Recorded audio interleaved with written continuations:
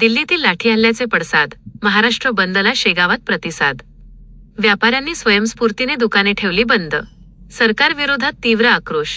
दिल्लीतील विद्यार्थ्यांवरील दडपशाहीच्या विरोधात संपूर्ण बुलढाणा जिल्ह्यात ठिकठिकाणी मोर्चे काढून तीव्र निषेध नोंदवण्यात आला. शेगाव शहरात आज सकाळी 11 वाजेच्या सुमारास श्री गजानन महाराज मंदिर परिसरातून या निषेध मोर्चाला सुरुवात झाली. वंचित बहुजन आघाडीसह शेकडो सर्वपक्षीय कार्यकर्ते या मोर्चात सहभागी झाले होते. हा मोर्चा शहरातील मुख्य मार्गांवरून काढण्यात आला.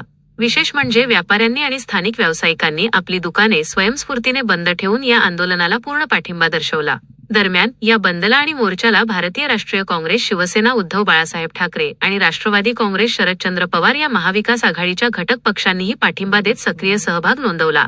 डिजिटल महाभूमीसाठी मोहम्मद रिजवान, शेगाव.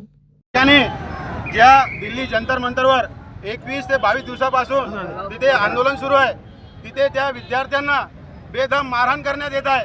त्या मारहाणीच्या निषेधार्थ वंचित बहुजन आघाडीचे सुप्रीम लीडर, वंचित बहुजन आघाडीचे संस्थापक अध्यक्ष माननीय श्रद्धेय बाळासाहेब आंबेडकर यांनी 23 तारखेला पूर्ण महाराष्ट्र बंदचा एक ऐलान केलेला आहे. त्या ऐलानला आम्ही शेगाव शहर वंचित बहुजन आघाडीच्या वतीने पूर्ण शेगाव शहर आज बंद केलेला आहे.